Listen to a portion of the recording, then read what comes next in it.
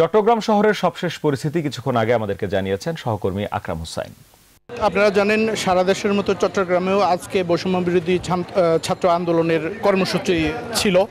তার ধারাবাহিকতায় আন্দোলনকারীরা আজকে সকাল থেকেই কিন্তু নিউ মার্কেট এনায়েত বাজার এলাকায় অবস্থান নেওয়ার পর কিন্তু তারা দীর্ঘক্ষণ নিউ মার্কেট এলাকায় অবস্থান করে তারা তাদের দাবি আদায়ের স্লোগানগুলো দিতে থাকে। আমরা গিয়ে সকাল থেকে যেটি দেখতে পেয়েছি আসলে একের পর এক মিছিল সহকারে ছাত্রছাত্রী বিভিন্ন দলের এবং পেশাজীবী সংগঠনের নেতাকর্মীরা ওই এলাকায় আসতে শুরু করে।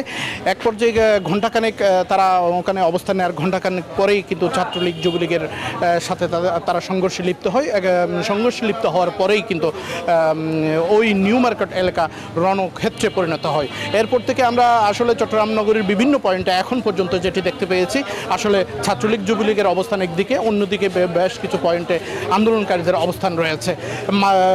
মাঝে মাঝে কিন্তু তাদের মধ্যে সংঘর্ষের ঘটনা ঘটছে, চলমান আছে।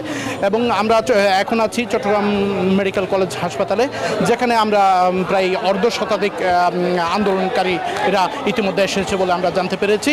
এবং আমরা আপনারা যেটা দেখতে পাচ্ছেন এখন আহত আন্দোলনকারীদেরকে নিয়ে এসেছে এবং রেড ক্রিসেন্টের একটি গাড়িতে করে তাদেরকে আনা হয়েছে এবং একজন আন্দোলনকারী মুমূর্ষু অবস্থায় আছে বলে আমরা জানতে পেরেছি। তাকে এখন দ্রুত জরুরি বিভাগে ঢুকানোর চেষ্টা করছে। এখন পর্যন্ত চট্টগ্রাম মেডিকেল কলেজ হাসপাতাল থেকে আমার কাছে ছিল সর্বশেষ অবস্থা।